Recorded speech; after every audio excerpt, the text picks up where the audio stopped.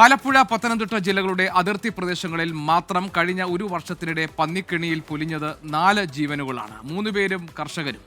കൃഷിനാശം തടയാനെന്ന പേരിൽ കെണിയൊരുക്കി പന്നിയിറച്ചി വിൽപ്പന നടത്തുന്ന മാഫിയ സജീവമാണ്.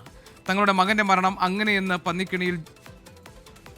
പന്നിക്കെണിയിൽ ജീവൻ നഷ്ടമായ ഈ മരണം അങ്ങനെ സംഭവിച്ചു എന്നാണ് ഈ പന്നിക്കെണിയിൽ ജീവൻ നഷ്ടമായ രാഹുലിന്റെ പിതാവ് 24-നോട് പറഞ്ഞു. 24 എക്സ്ക്ലൂസീവ്.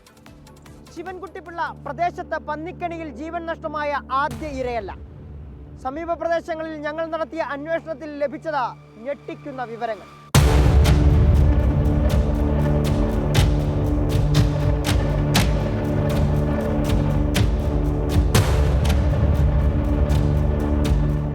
ആദ്യം ഞങ്ങൾ എത്തിയത് പന്തളം നഗരസഭയിൽ ഉൾപ്പെട്ട കുരമ്പാലയ്ക്കടുത്ത്.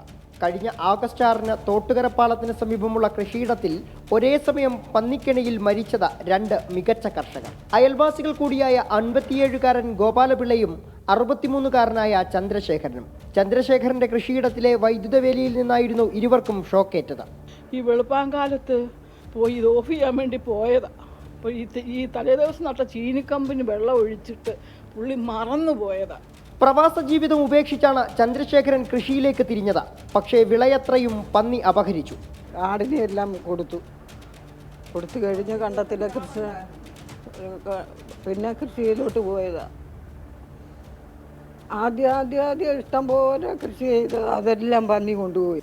ഗോപാലപിള്ളയ്ക്കും ബാങ്കിലടക്കം ലക്ഷങ്ങളുടെ ബാധ്യത.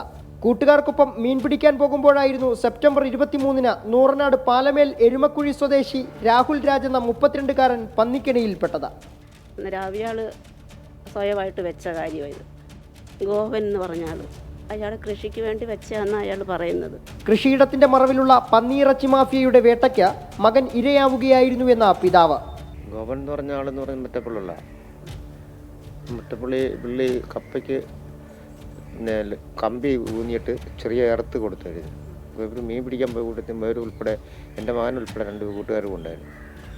പോയ കൂട്ടത്തിൽ ഈ മടന്തയുടെ മറവ് കൊണ്ട് ഇവർക്ക് കാണാൻ പറ്റില്ല. മരണങ്ങൾ പലതു സംഭവിച്ചിട്ടും പ്രദേശത്തെ പല കൃഷിയിടങ്ങളിലും അനധികൃത വൈദ്യുത വേലികൾ വ്യാപകമാണ്. വലിയ സാമ്പത്തികവും അതിലേറെ അധ്വാനവും മുടക്കിയാണ് ഓരോ കർഷകനും കൃഷി ഇറക്കുന്നത്.